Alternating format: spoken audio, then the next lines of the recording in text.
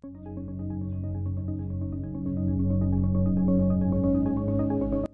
guys, this is Vivan and you are tuned into Vivan Life. The show's name is Crypto Gyan, and in today's video, first of all, I have to buy, let me see how many polls, because in my last video, I said that for every like the video gets, I will buy one poll.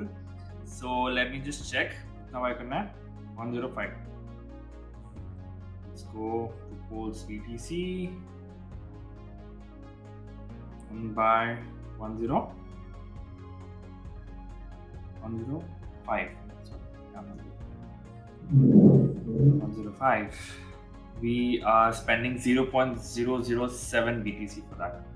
Coin. Okay. Alright, so let's get started with today's video. And as you can see the title, how to invest 10,000 rupees in crypto. For example, if you're getting started in crypto, you just have 10,000 rupees. What are the things that you could do? What is that something that I could have done if I was starting right now with 10,000 rupees? So before I go and start allocating funds in crypto, there's one thing that I should and you should remember, that crypto is very volatile. It's practically impossible to time the market. Never ever put all your eggs in one basket and never ever go all in. Alright, let's get started now. So the first one has to be Bitcoin, because Bitcoin is totally decentralized and not a lot of people know who the founder is. The founder goes by the name Satoshi Nakamoto. Bitcoin also has a limited supply, which is it's exactly 21 million Bitcoins can be found on planet Earth by 2140, and not one more or not one less can be generated or deleted from this ecosystem. So as you can see, I'm allocating 4,000 rupees in Bitcoin. Does that mean that I'll put all that 4,000 rupees in one shot? No, I will allocate my funds periodically. I'll buy it every dip. By every dip, I mean 15% dips, 20% dips. I'm not gonna even bother looking at 3%, 4%, 5% dips, because crypto is very volatile. And every year after the bull run, we see Bitcoin crashing by at least 85%, altcoins crashing by more than 90%.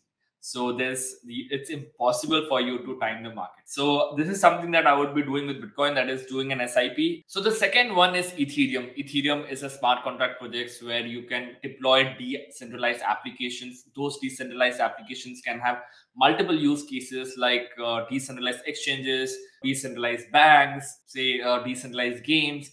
You name it, you can make it happen on Ethereum. Yes, Ethereum has its own flaws, but it's working on it. And by Ethereum 2, whenever Ethereum 2.0 comes out, it's gonna be massive. So I'm gonna put 15%, that is 1,500 bucks in Ethereum. Why very less? Because there are other smart contract projects as well. So I want to diversify my holdings whenever it comes to investing in smart contract projects. Ethereum 2.0 can be very big. As you already know, billions of dollars are already locked in DeFi projects, DeFi protocols. The only painful part about Ethereum is the Ethereum gas fees. And I hope after Ethereum 2.0 is fully deployed, the gas fees will also be very less. Let's go for DeFi projects. So let me divide DeFi projects. What is DeFi? DeFi stands for decentralized finance. For example, whenever I do a transaction with my bank, the bank has my details, and sometimes even the hackers get my details, and that's how they sell my data. And I keep on getting calls every now and then. But in DeFi, you don't have to share any information to do any transaction. You don't have to share your email ID, phone number, Aadhaar card, PAN card, nothing. You could just do it just with your wallet. By wallet, I mean MetaMask or Trust Wallet or any of those wallets. So I'm going to divide DeFi projects into two parts. One is lending and exchanges. Lending as in you can lend, you can earn interest, or else you can borrow as well. So the two platforms that I would like to watch out is Aave and Compound. And when it comes to exchanges, now, what are exchanges? So basically, we all know that India has two exchanges, which is BSE, NSE. India has multiple crypto exchanges as well, like Vault, CoinDCX, WazirX, and so on. But decentralized exchanges are exchanges which are governed by the code, right? The code is the Bible. So if you look at Uniswap, which runs on Ethereum, PancakeSwap, SushiSwap, Binance, all these exchanges can do really good if a lot of regulations are coming to place and making it hard for the investors to invest money. I'm not saying that you should use this, but then the utility can go up. Fourth, let's concentrate on centralized exchanges, because Decentralized exchanges are not very easy to use. You need to have a wallet, you need to connect it.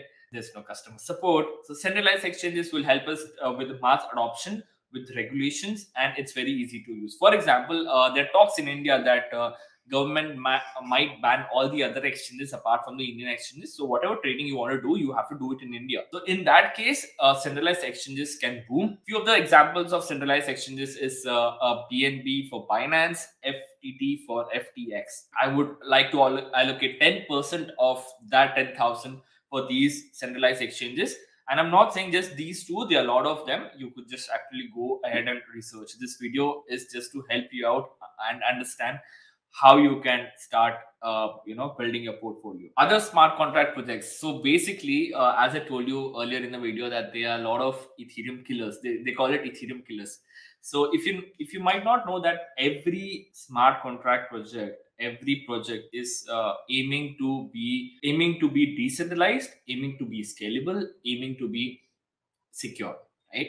And it has been observed that whenever a blockchain is trying to be all of those three, it actually compromises one, right?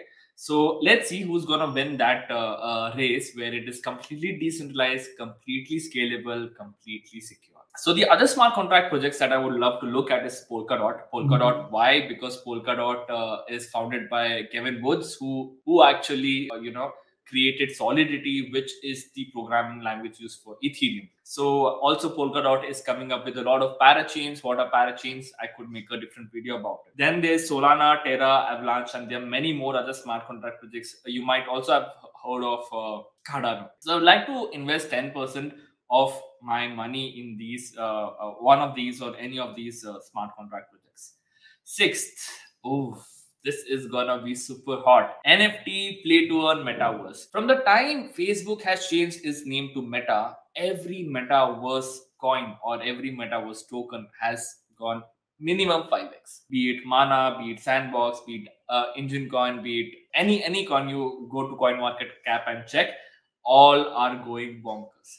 So the advantage here and the disadvantage here. Advantage here, can you make quick money? Yes, if you are able to right away. Disadvantage here, can you get stuck? Yes, because a lot of new projects are coming in with a lot of promises. Until unless they don't deploy a MVP, minimal viable product, you can't actually know whether they're going to go big or not. But again, that's one of the reasons why I am diversifying my whole portfolio in such a way that I'm not allocating a lot of money in such projects. But definitely you should have some exposure. Follow the trend. Future of games, I think, is GameFi. I think people who play games, they play just for the kick of it, for the adrenaline rush. But what if they are getting incentivized whenever they're playing games, right? That's GameFi.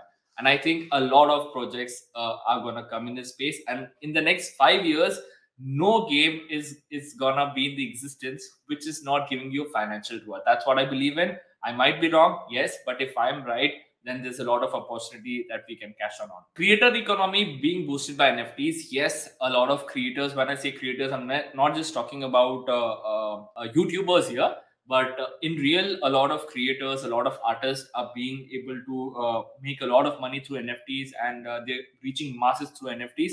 So NFTs definitely has a very good potential. Examples: Mana, Decentraland, Chiliz, Fan Tokens, Sandbox, Games, Lands, Axie Infinity Games. The last one, I would like to keep 5% of my funds, that is $500 in this case, just to explore.